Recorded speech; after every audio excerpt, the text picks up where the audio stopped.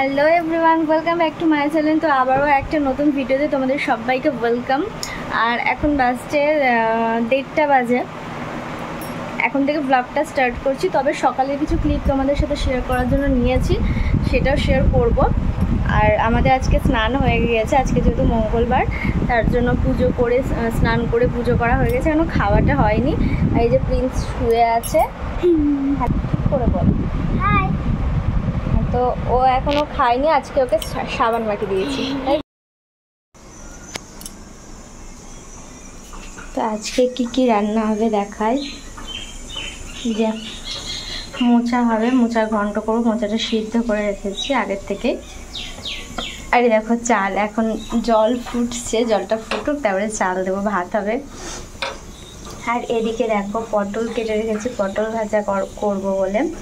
আর আজকে স্যালাড আমার এখনও খাওয়া হয়নি, তাই শশাগুলো এরকম কেটে রেখেছি, জানি না কখন খাবো। আর এটা তো জানোই মোচার আর কি, মোচা তরকারি হবে, তার জন্য আলু কেটেছি, আমের চাটনি করব। আর এটা কি বলো তো, এটা হচ্ছে কি বলে এটাকে, চিচিঙ্গা না, আর একটা কি যেন নাম আছে, সেইটা, এটা ভাজা করব। আজকে অনেক কিছু হবে রান্না। আর এদিকে গাছে সকালে একবার জল দিয়েছি, আর এই যে আজকে সবজির জল, আর সবজি তো ডেলি এতগুলো করে হয় না আমাদের খুব একটা, তোমরা তো দেখতেই পাও ব্লগে। আজকে যেহেতু হচ্ছে তাই সবজির জলটা জমিয়ে রেখেছি। অন্য সময় আমি কি করি বলো তো, দিয়ে দিই, তবে আজকে রোদের তাপটা খুব বেশি, তাই এখন আর দেবো না, একেবারে পরেই দেবো, থাক রোদ্দুরটা একটু কমুক। সকালে একবার দিয়েছি। আর প্রিন্স এখানে খেলা করছে, এই যে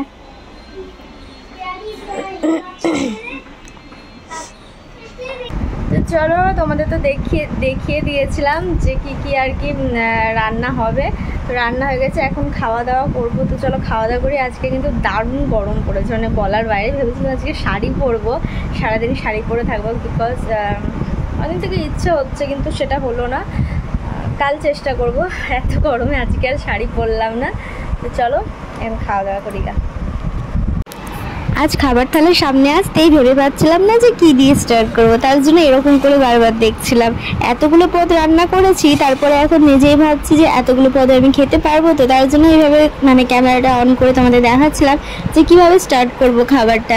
যাই হোক, খাওয়া দাওয়ার পরে কিন্তু একটুখানি রেস্ট নিয়ে তারপর সোজা চলে গিয়েছিলাম আয়নার সামনে, একটুখানি কিভাবে ক্যামেরাটা ধরবো সেগুলো প্র্যাকটিসের জন্য। আসলে একটু নতুনত্বভাবে ভিডিও করার মানে কিছু ভাবনা চিন্তা চলছে, সেটা এখনই তোমাদের সাথে শেয়ার করবো না, সেটা এখন সাসপেন্ড থাক।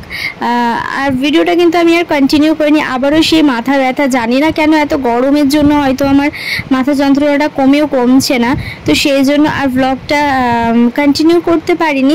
তো চলো টাটা।